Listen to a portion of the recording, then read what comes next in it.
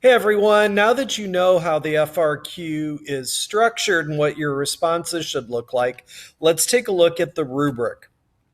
Free response questions, like all objective assessments, are 10 points.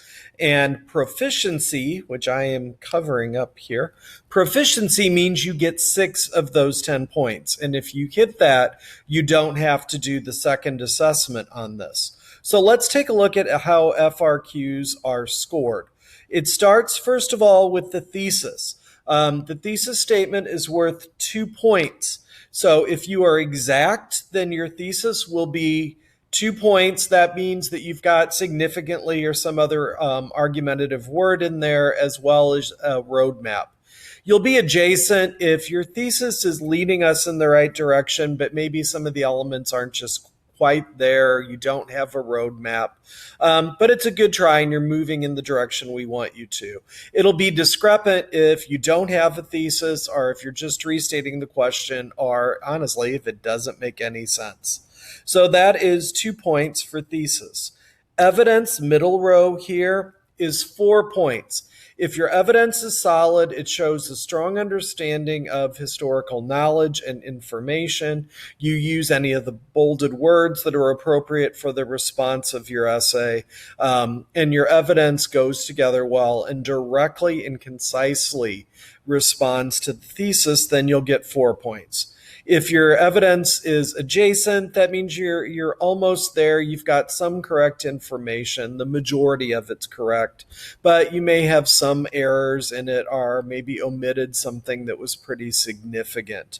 If you're discrepant, that means the majority of the information in your essay is not correct, or it just doesn't make any sense, or there's no link between that and the thesis. So I do want to point out that you can have errors in the essay and still be exact or adjacent.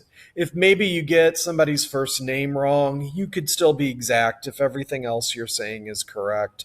If you have a couple factual errors that don't distract from the overall point you're making, you could fall into adjacent.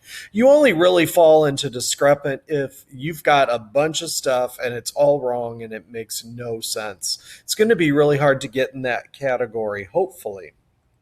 Finally is argument, and this is the most challenging of the 3 parts of the rubric.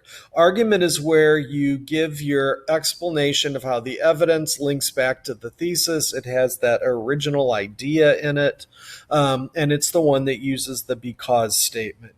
If you have an excellent argument, that means you have clearly explained the link between the evidence and the thesis.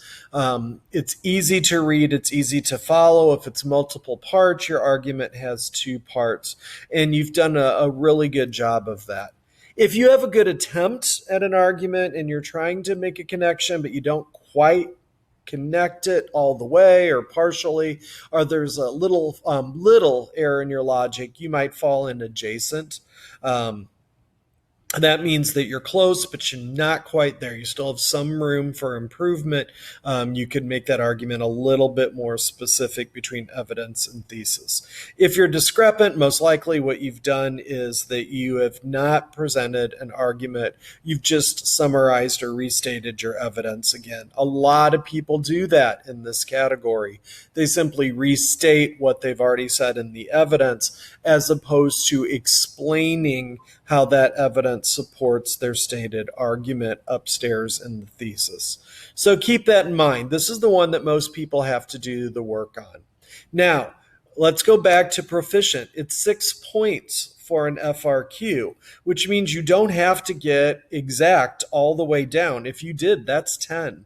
You might have a great thesis and pick up 2, and you might have great evidence, pick up 4, but your argument is over here and discrepant. You're still proficient. You still got 6 points. Maybe you have a good start to it. You have a strong thesis, but your evidence drops off a little bit and your argument's there, but it's very weak. You would still have 6 points and be proficient. So don't focus on, I need to constantly be in the exact column and I'm a failure if I don't. You just need to pull 6 points out of this 10 by the time you finish the FRQ. The further we go into the semester, the more you're probably going to fall into exact. But remember, at the beginning, it takes time to develop these skills and the feedback that you will get from doing these type of questions. That's it for today. Thanks, everyone, and I hope you have a good day.